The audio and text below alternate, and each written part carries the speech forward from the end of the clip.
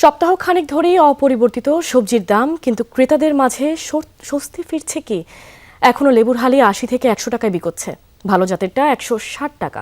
কাঁচামরিচ, করলার দাম ১০০-এর উপর, পটল ২০০ টাকা কেজি। তবে বিক্রেতারা বলছেন পেঁপে, বাঁধাকপি, ফুলকপির মতো সবজি ৪০ টাকাতেও মিলছে।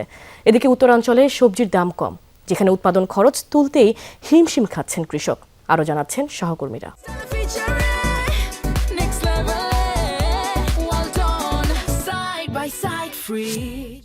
রমজানের শুরুতে সবজির দামে যে ঊর্ধ্বমুখিতা ছিল তাতে কিছুটা লাগাম টানি ধরা গেছে, কিন্তু এতে স্বস্তি মিলেছে কি? কেননা এখনও লেবুর হালি ৮০ থেকে ১০০ টাকা, যেটি ভালো মানের সেটি ১৬০ টাকা পর্যন্ত চাওয়া হচ্ছে।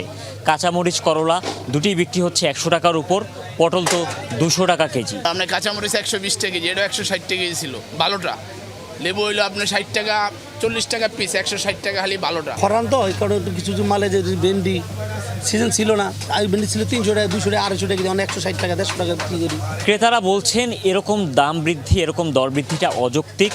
তারা বলছেন বাজার মনিটরিং তো জোরদার করা উচিত, পাশাপাশি এই যে কৃষকের কাছ থেকে কয়েক হাত বদলে কাঁচা বাজারে আসতেই সবজির দাম ৫০ থেকে ৬০ টাকা বেড়ে যায়, সেই জায়গাটিতেও টহল জোরদার করতে হবে প্রশাসনকে। ছোটটা ২০ টাকা, বড়টা ৪০ টাকা, শশা ১০০ টাকা, ৬০ টাকা, মানে আমাদের নাগালে অনেক বাইরে। মনিটরিং হইতেছে, তারপরে তো কি করার, কোনো কিছু করার নেই।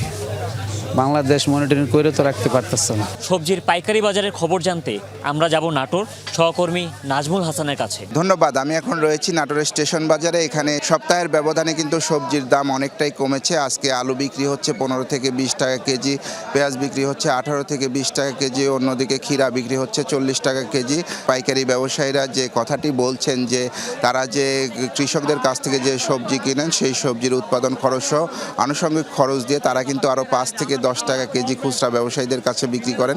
অনেকটা আজকে দাম কম, ক্ষীরের দাম কম, সরষের দাম কম, আজকে খালি মোড়ের দাম বেশি। আজকে এক মুঠা শাক যদি ৩০০ টাকা বিক্রি করি, ওখানে কষ্ট হচ্ছে তুলতে লাগে ১ টাকা, সার খরচ আছে, চাষ খরচ আছে, তো এগুলা দিয়ে আমাদের ভাই পোষায় না। ক্রেতারাও কিন্তু যে কথাটি বলছেন যে সবজি কিনতে তাদের হিমশিম খেতে হয়। কৃষকরা যে দামে বিক্রি করে সেই দাম, সেই হাত ২-৩টা পাল্টাতে আমাদের বেশি দামে কিনতে হয়। উৎপাদন ও বাজার দর সম্পর্কে জানতে যাচ্ছি রংপুরের সহকর্মী সরকার মাঝহারুল মান্নানের কাছে। ধন্যবাদ।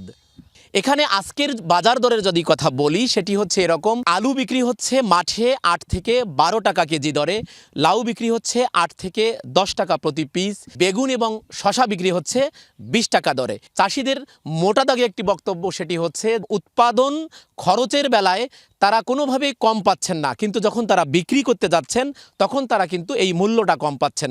আপনার সিম, বটবডি সবে মাত্র শুরু, আর পাতাকপি, ফুলকপির সিজনটা চলে গেল, কিন্তু কৃষক কোনো টাকা পয়সা পাইল না, এর মধ্যে খুব নিম্ন দাম। এই ছিল আমার কাছে রংপুর থেকে।